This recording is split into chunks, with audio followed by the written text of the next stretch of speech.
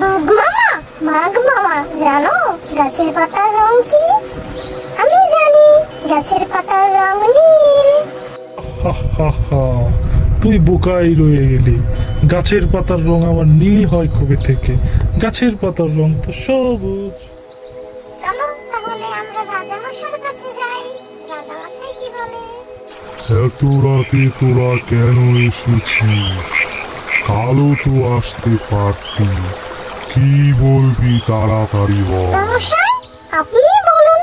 আমি বলেছি গাছের পাতা নীল, আর ও বলেছে সবুজ। এটা কি ঠিক? রাজামশাই, দেখেছেন গাধাকে কেন গাধা বলে? গাছের পাতা নাকি নীল?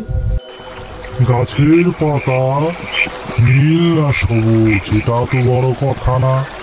তুই গাধার সাথে তর্ক করতে কেন গেছিস?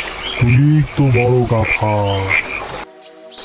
যা যা, অনেক রাত হলো, এবার আমাকে একটু ঘুমাতে দে। তোরাও একটু ঘুমা, গিয়ে যা যা।